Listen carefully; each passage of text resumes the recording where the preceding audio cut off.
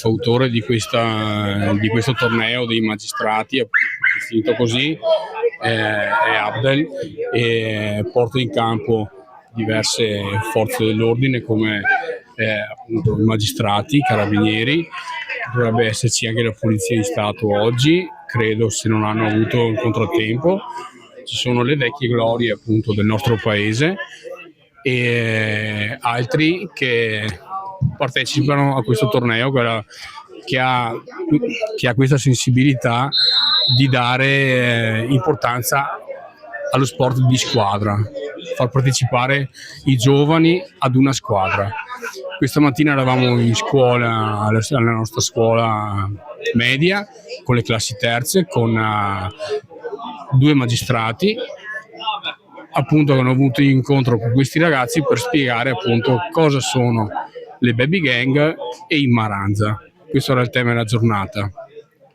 Oggi abbiamo visto anche un bel ritorno, i ragazzi partecipano, si sentono attivi in questo.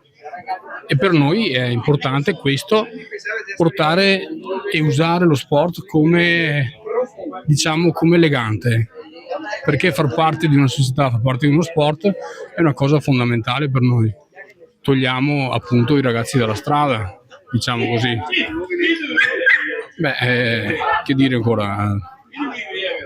Il sindaco vuole dirci qualcosa? Il sindaco può aggiungere a quanto hai detto tu, Stefano, può aggiungere il fatto che questo è comunque un momento che è sia educativo che ludico e che si ripete da tanti anni. Infatti è un memorial a delle persone che poi sicuramente vi ha spiegato Abdel, sono molto così, hanno fatto del bene nella nostra comunità e quindi è un momento ricco di messaggi. È importante primario quello della mattina con i magistrati per i ragazzi, è altrettanto importante questo, che è un momento di gioco, ma è gioco proprio con persone che di solito vedi che portano ordine e quindi è educativo esso stesso e nello stesso tempo è anche legato a quella che è la storia recente del nostro paese, per cui io credo di esprimere sicuramente tutta l'amministrazione nel dire che li ringraziamo tantissimo qui oggi abbiamo anche